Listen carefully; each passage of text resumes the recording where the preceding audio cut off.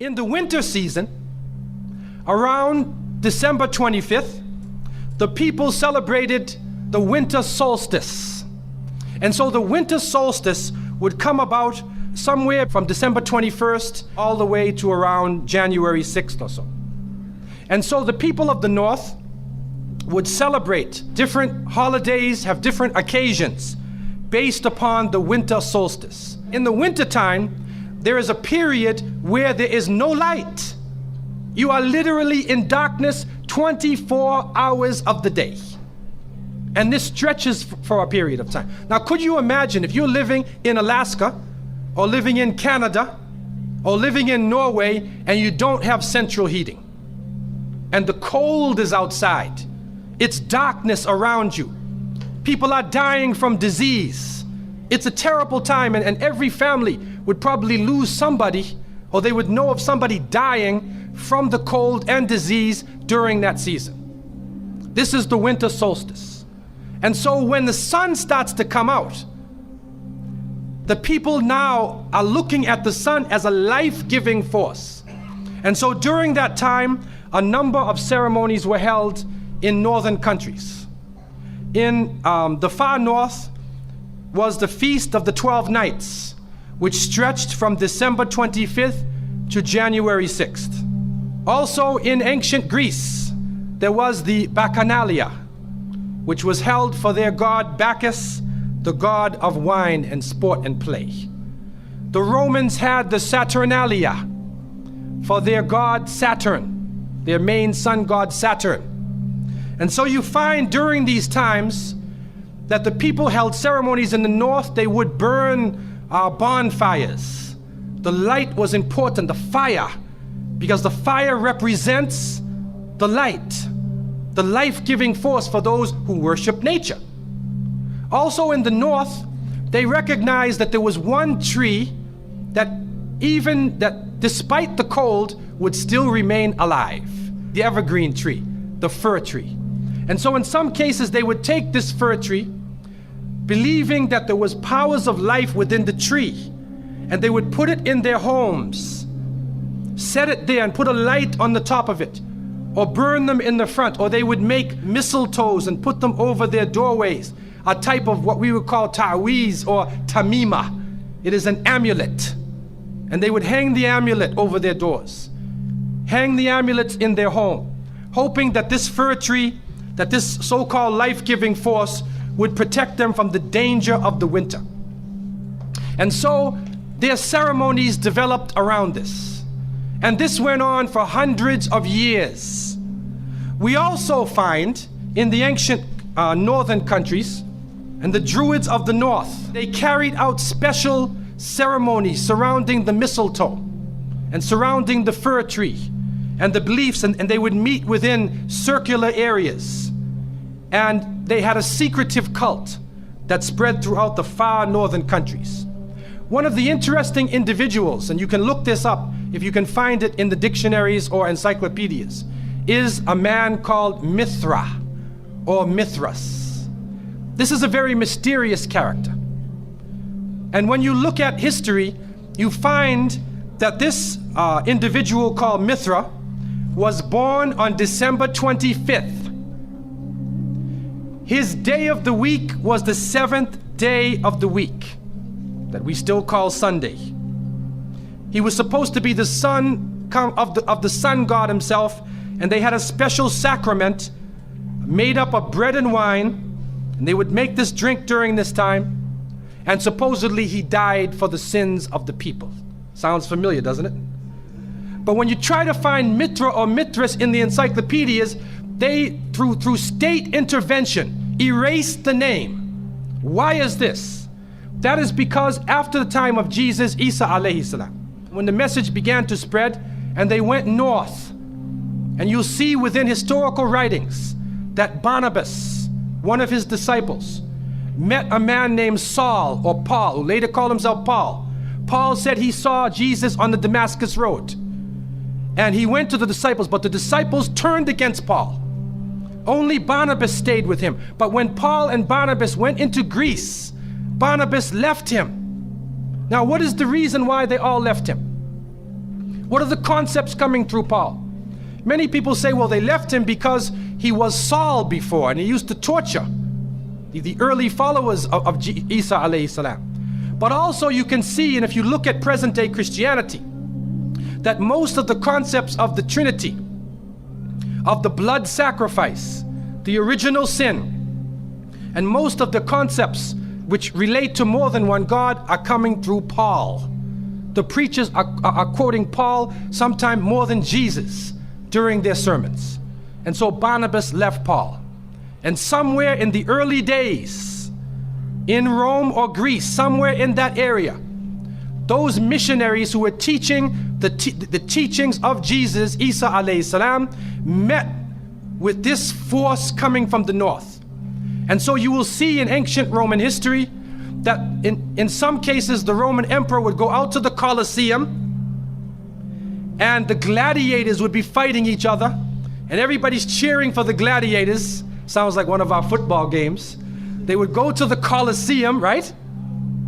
And the gladiators would fight. And then if one of the gladiators was down, and they would look at the emperor, should I kill him or not? And if he wanted to kill him, he would say, he would go like that, right? You know, that sign down. If he said keep him alive, he goes like this. You know how we use it today? Yes. Okay? He gives that sign. Okay?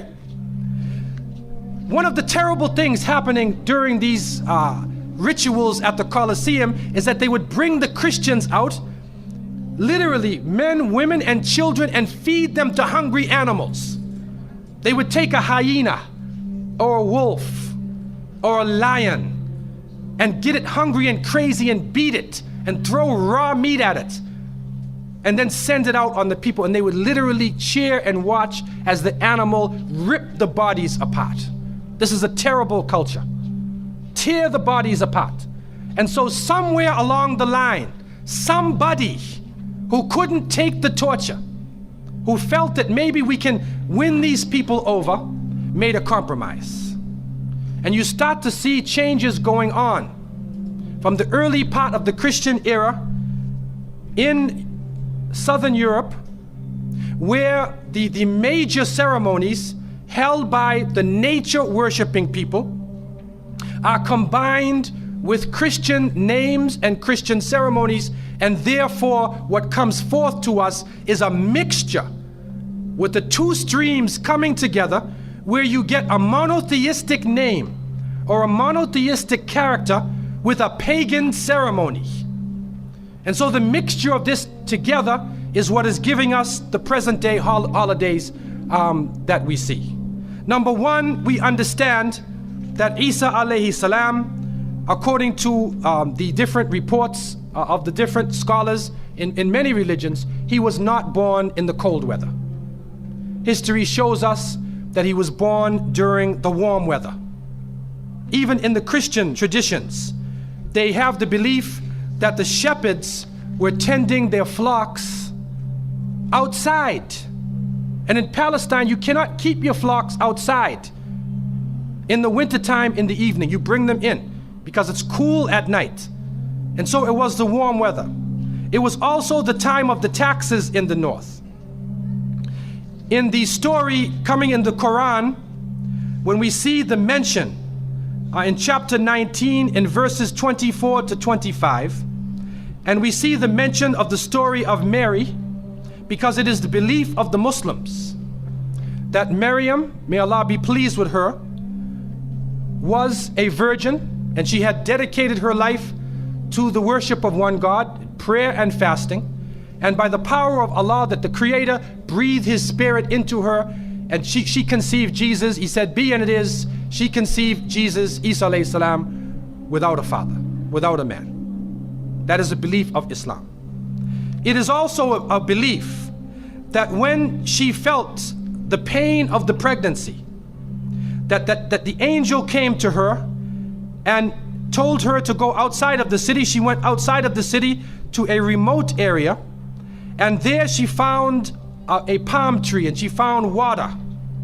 And it was speaking about rutub, janniya. It was speaking about a type of rutub, or a type of dates. And those who know, who have lived in the desert area, know that when the dates become ripe, when you start to see the color of the dates change, because dates are not brown, you know. Dates are originally red and they're yellow, they're other colors, but they turn the brown. It's at the height of the heat that the dates become ripe. And so it's at that time that she gave birth to Isa alayhi salam.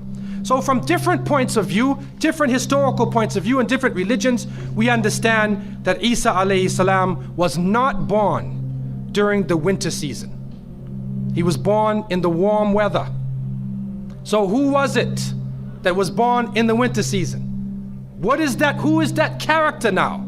Let us become detectives and try to find out the answer to this problem. Number one, you have to understand this concept of Saturn, the concept of Bacchus.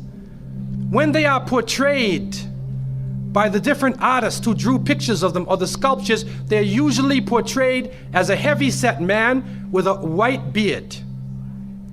And when in the Sistine Chapel, Michelangelo drew his picture, you could see the long flowing beard, and there are actually pictures of this man on a sled being drawn by snakes with wings. Snakes with wings. Snakes do not normally fly. But in this case, the snakes have wings, and the heavy-set man is on his sled being drawn by these flying animals. Sound familiar to you now, doesn't it? He's being drawn by the flying animals. He's performing miracles. He's coming out on December 25th, which is not the birthday of Isa alayhi salam, has nothing to do with Christianity. It is the time of the Bacchanalia and the Saturnalia, and he is representing riotous fun, drunken reverie. And so what happens on Christmas, the Christmas season, especially in America, people today are not even thinking about Isa alayhi salam. They're not even thinking about Jesus. They're looking how they can get drunk. On Christmas, what is going on? In the Caribbean and many parts, if they offer you a Christmas pudding or Christmas pie or Christmas drink, watch out. Because it's probably laced with rum or wine. That's the spirit of the season. Now, this riotous occasion that was going on went so far that the Christian church banned it. And the Church of England, according to historical sources, actually banned it all the way to 1647. It was prohibited in England to celebrate Christmas because they saw Christmas as being a pagan holiday. This is an official position taken by the Christian church, the Church of England, who were known at that time as Puritans. What happened was an individual was superimposed.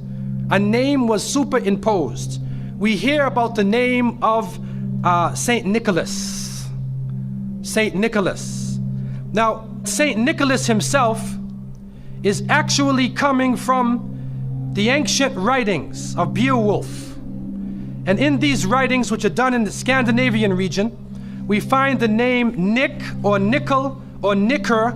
He was known as a demon, the demon of the north. He was known as the evil spirit of the north, the name of Odin, the evil principle.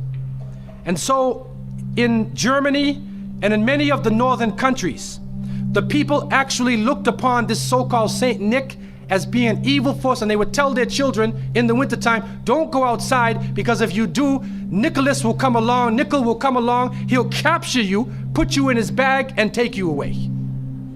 And so they used it as a negative concept. In Isaiah, in what is left of the Bible, in chapter 4, in 14:13, the devil is known as the prince of darkness. And it is an understanding that his throne, the seat of his power, is in the north. Somewhere in the north is the seat of power of this evil. And so the Germans also, when they depicted this Nicholas, or this Pelsnickel, as they would say, Pelsnickel in German, it means a furry devil. When they depicted him, they depicted him as a man with red fur. He had red fur coat. And his base was in the north, and he was the essence of evil. And the Church of England till 1647 took the position that this celebration could not go on. So what we are actually seeing is that the Christmas occasion was actually the time of evil. It was the time of the belief in the Saturnalia and the Bacchanalia. And because of this, they shifted the occasion to New Year's Eve. They shifted all of their feelings and their merriment and their evil to New Year's Eve. Now, before we go to that, looking back at Christmas, what is happening now in Christmas season? I don't know what goes on in Miami, but in the northern cities, on Christmas occasion, they put lights around and Santa Claus parades. Do you have a Santa Claus parade here? They have Santa Claus parades, and St. Nicholas is outside and he's in the streets and everybody's talking about St. Nicholas, and the poor children are taught that St. Nicholas is going to come down your chimney. Most people don't have chimneys in Miami anyway, but a 350-pound man is going to come down your chimney and bring you presents and keep his clothes white and red, and go to all of the homes in the area and put presents in your stockings and put presents under your tree, and then fly back out into space. And the poor father who sweat and toiled all year to get you the presents gets no credit for the present given to the child. St. Nicholas comes down the chimney, gives you this present, flies off into the night. And many of us were raised thinking, believing in this. Some of us would sneak into the night and look and see our father putting the present under the tree. We knew what he was doing anyway. But you went along with it, and the people say, well, you know, it's Christmas. Don't you like to have fun? You want to stop the children from having fun? What kind of people are you? But what are you teaching the children? You are using the name of Jesus, using the name of Isa alayhi salam, and you are using a figure who historically is the devil. The devil himself, wal-iyadhu billah. They are using his figure, and he has now taken over the Christmas season. Christmas now to most people means materialism. You have to buy presents for your cousins and your friends, and you got to buy about 34 presents. And you find that most American people are in debt for 6 months after Christmas.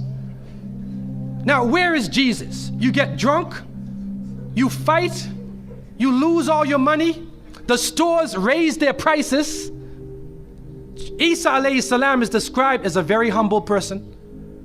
Most of the time he didn't wear shoes, only 1 or 2 changes of clothing. A very simple person eating very simple food, fasting most of the time. You see what is going on? There are 2 streams now, a stream of polytheism, a stream of monotheism, and now the polytheism, the materialism, is overtaking the monotheism and standing in the way and taking over our society. And some foolish Muslims coming along from outside of in their country say, well, I just want to be an American. I want a tree too. So I said, one of the brothers said he had a Christmas tree in his house. He came for, I said, brother, do you know what the tree stands for? He said, no. Okay, I'll get a palm tree with dates. I'll make it halal, a halal Christmas tree. But brother, you have to understand what it means. You have to understand what it means. Number one, the Prophet ﷺ, when he talked about a-ruqya, wa tama'im, wa tiwala, he said all of these things are shirk. That if you hang amulets thinking that this ta'weez or this amulet is going to protect you from something, then you are actually giving power to the creation of Allah and taking it away from the Creator.